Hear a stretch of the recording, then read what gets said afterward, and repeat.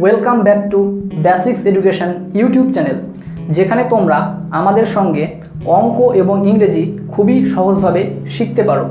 আজকে আমরা যে গ্রামার পার্টটা নিয়ে আলোচনা করব, সেটি যেমন বিগিনার্স যারা রয়েছে তাদের যেমন খুবই ইম্পর্টেন্ট, ঠিক তেমনি যারা স্পোকেন ইংলিশ শিখতে চাও তাদেরও খুবই গুরুত্বপূর্ণ একটি টপিক। সো টপিকটা হলো সাবজেক্ট অ্যান্ড প্রেডিকেট। আজকে আমরা এই ভিডিও লেসনের মাধ্যমে যে বিষয়গুলো জানবো: হোয়াট ইজ সাবজেক্ট, সাবজেক্ট কি, হোয়াট ইজ প্রেডিকেট, প্রেডিকেট কি, হাউ টু আইডেন্টিফাই সাবজেক্ট, কী করে আমরা একটা বাক্যের মধ্যে থেকে সাবজেক্টটাকে আইডেন্টিফাই করতে পারবো, হাউ টু আইডেন্টিফাই প্রেডিকেট, কী করে আমরা প্রেডিকেটটাকে আইডেন্টিফাই করব। সো ভিডিওটি খুবই ইনফরমেটিভ হতে চলেছে, সুতরাং ভিডিওটা কোনো স্কিপ না করে শেষ পর্যন্ত দেখবে, যাতে সমস্ত ইনফরমেশান তোমরা কালেক্ট করতে পারো। Before going to the lesson, যারা এখনও চ্যানেলটাকে সাবস্ক্রাইব করোনি তারা চ্যানেলটাকে সাবস্ক্রাইব করে নাও এবং পাশে থাকা বেল বাটনটিকে ক্লিক করো, যাতে পরবর্তী নোটিফিকেশান সবার আগে তোমাদের কাছে পৌঁছে যায়। So without wasting time, let's start.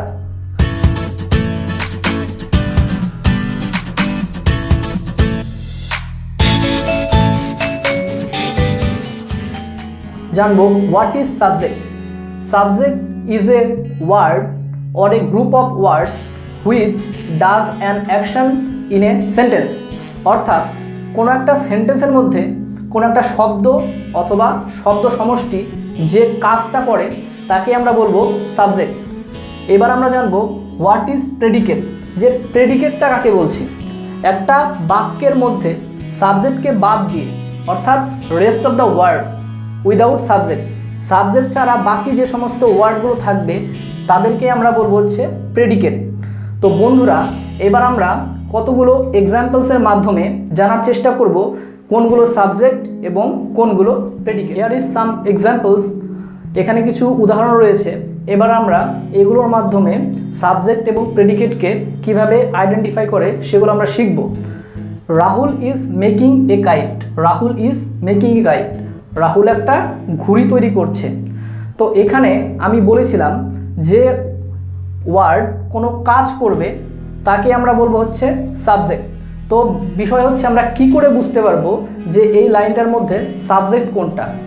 এইটা জানার জন্য আমাদের দুটো ওয়ার্ডের প্রয়োজন পড়বে। সেই দুটো ওয়ার্ড হলো হু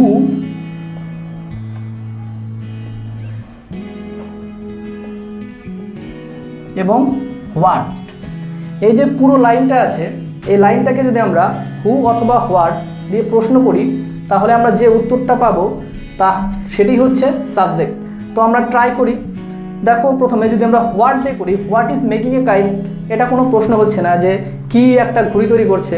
তো অবভিয়াসলি হু দিয়ে আমাদের প্রশ্নটা করতে হবে, who is making a kite, কে ঘুড়ি তৈরি করছে। তো অ্যান্সারটা যেটা আসবে তা হলো Rahul is making a kite. So here হচ্ছে রাহুলটা হচ্ছে সাবজেক্ট। তাহলে আমরা বুঝতে পারলাম যে কিভাবে আমরা সাবজেক্টটাকে আইডেন্টিফাই করব। পুরো যে বাক্যটা, সেই বাক্যটাকে হু অথবা হোয়াট দিয়ে প্রশ্ন করতে হবে এবং বুঝতে হবে কোন জায়গায় হু লাগবে এবং কোথায় হোয়াটের ব্যবহার করতে হবে। যেহেতু এখানে হু এর ব্যবহার করেছি, হু ইজ মেকিং এ কাইট, আমাদের উত্তরটা এসেছে কি Rahul is making a kite. সেই জন্য এই রাহুলটা হলো আমাদের সাবজেক্ট।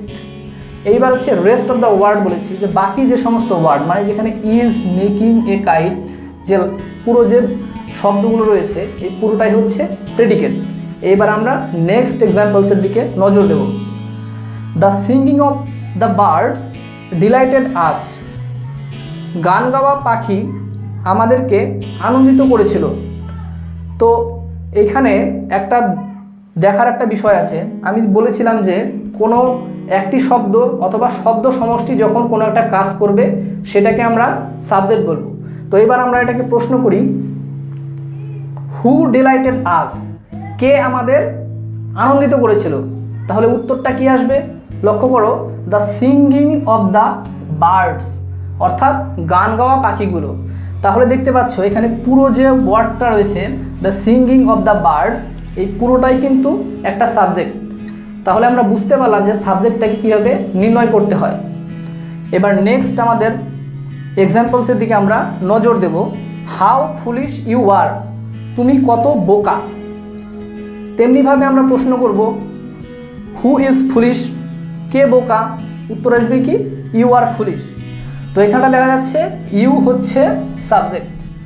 তাহলে বন্ধুরা দেখো, যে কোনো সেন্টেন্সে সাবজেক্ট বের করতে হলে আমরা যে দুটো ওয়ার্ডকে দিয়ে প্রশ্ন করব সেটা হচ্ছে হু এবং হোয়াট।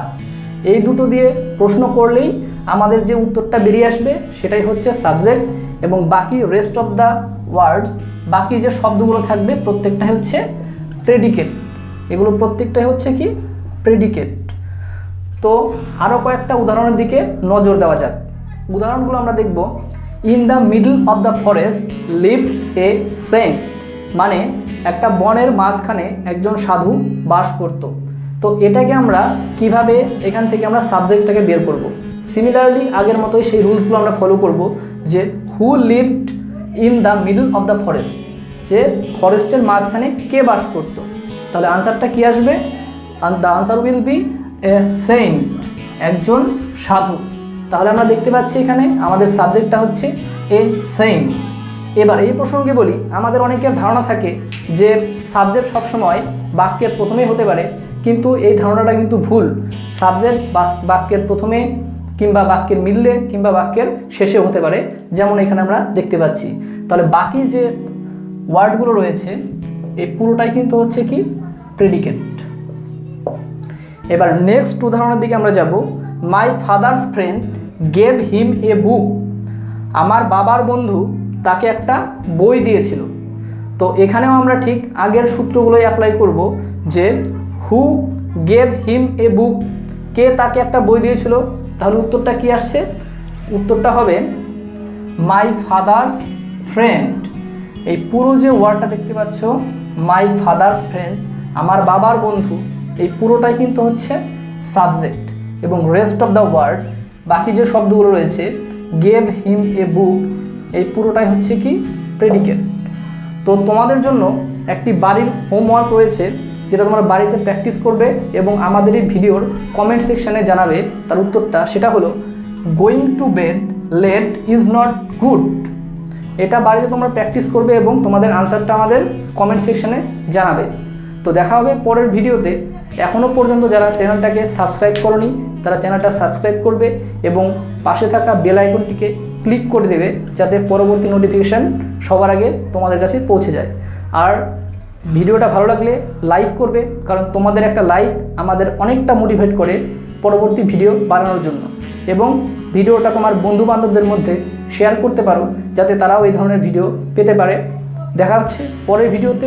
ততদিন ভালো থাকবে, সুস্থ থাকবে, টেক কেয়ার।